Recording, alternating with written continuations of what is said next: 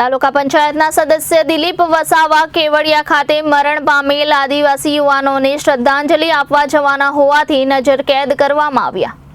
ભરૂચ જિલ્લાના ઝઘડિયા તાલુકા પંચાયતના સદસ્ય દિલીપ વસાવા સહિત આપ અને કોંગ્રેસના કેટલાક કાર્યકરોને પોલીસ દ્વારા નજરકેદ કરવામાં આવ્યા। મળતી વિગતો મુજબ આ રાજકીય અગ્રણીઓ કેવડિયા ખાતે મરણ પામેલા યુવાનોની શ્રદ્ધાંજલિ કાર્યક્રમમાં હાજરી આપવા જવાના હોવાથી તેઓને નજરકેદ કરવામાં આવ્યા હતા। નર્મદા જિલ્લાના કેવડિયા ખાતે મારામારીમાં 2 આદિવાસી યુવાનોની હત્યા કરવામાં આવી હતી, જેને લઈને આદિવાસી સમાજ દ્વારા આજરોજ તારીખ 13મીના રોજ બંને યુવાનોને શ્રદ્ધાંજલિ આપવાના કાર્યક્રમનું આયોજન કરવામાં આવ્યું હતું, જેમાં રાજ્યમાંથી મોટી સંખ્યામાં આદિવાસી સમાજના યુવાનો તેમજ આગેવાનો કેવડિયા ખાતે એકઠા થવાના હતા, પરંતુ નર્મદા જિલ્લા વહીવટી તંત્ર દ્વારા આ શ્રદ્ધાંજલિ કાર્યક્રમને મંજૂરી આપવામાં આવી ન હતી, જેથી પોલીસ દ્વારા આ કાર્યક્રમમાં ભેગા થનાર આદિવાસી આગેવાનોને નજરકેદ કરવામાં આવ્યા હતા। એ જ રીતે ઝઘડિયા તાલુકાના આમ આદમી પાર્ટીના તેમજ કોંગ્રેસના આદિવાસી કાર્યકરોને નજરકેદ કરવામાં આવ્યા હતા,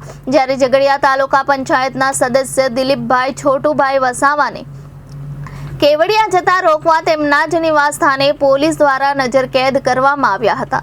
દિલીપ વસાવાએ શ્રદ્ધાંજલિ કાર્યક્રમમાં જતા અટકાવવા બદલ આકરા પ્રહારો કરી આ બાબતને તાનાશાહી ગણાવી હતી।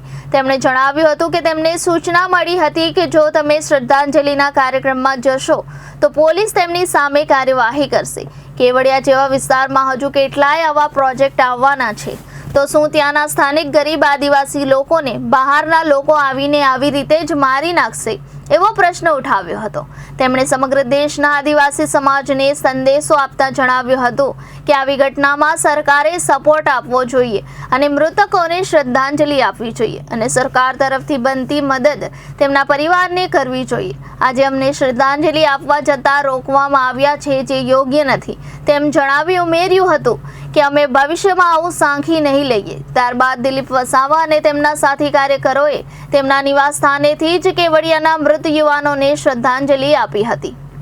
આજે જે કેવડિયામાં જે દુઃખદ ઘટના બની અને 2 યુવાનોને ઢોર મારીને જે મોતને ઘાટ ઉતારવામાં આવ્યા છે, તો આજે અમે એમને શ્રદ્ધાંજલિ આપવા માટે કેવડિયા જઈ રહ્યા હતા, પણ આ તાનાશાહી સરકાર આજે તમે જુઓ કે રાતથી જ અહીંયા પીઆઈ, પીએસઆઈ, જમાદાર અને એમનો પોલીસ સ્ટાફ અહીંયા ખડકી દેવામાં આવ્યો છે, જ્યારે અમે જવાની તૈયારી કરી રહ્યા હતા શ્રદ્ધાંજલિ આપવા માટે।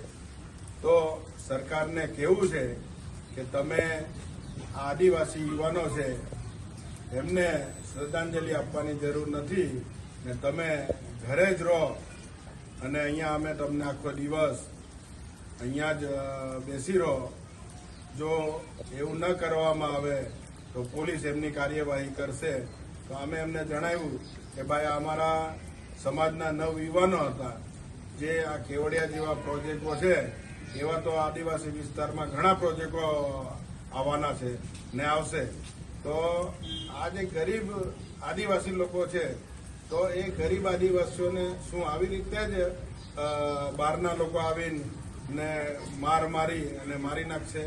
તો આદિવાસી સમાજે, આગેવાનોએ, રાજકારણે કોઈ બોલવાની જરૂર જ નથી। હું સમગ્ર આદિવાસી સમાજ અને દેશના આદિવાસીઓને જણાવવા માંગુ છું કે આવી ઘટના પર સરકારે સપોર્ટ કરવો જોઈએ કે ભાઈ આદિવાસીઓ ભેગા થઈ અને એમને શ્રદ્ધાંજલિ આપવી જોઈએ અને એમને જે મદદ થાય એ મદદ કરવા માટે જઈ રહ્યા હતા, પણ આજે સરકાર તરફથી તમે જોઈ શકો છો કે અહીંયા મારી સાથે 9 યુવાનો છે, એમનો પોલીસ સ્ટાફ છે, હમણાં પીઆઈ હતા પણ પીઆઈ હમણાં ગામમાં ગયેલા છે બીજે, પણ આ રીતના જે દબાવવાનું કાર્ય કરે છે, તો આને અમે આવનારા સમયમાં સાખી નહીં લઈએ અને આ યુવાનોને શ્રદ્ધાંજલિ મળે એ રીતનું અમે આખું ગામ ભેગું થઈને એને શ્રદ્ધાંજલિ આપીશું।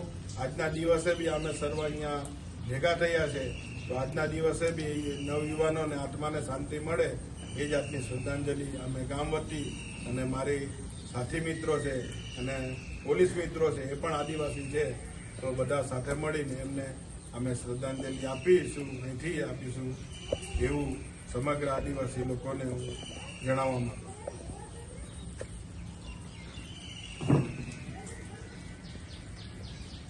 રિપોર્ટર વિશાલ પુરોહિત, જનાદેશ ન્યૂઝ, ઝઘડિયા.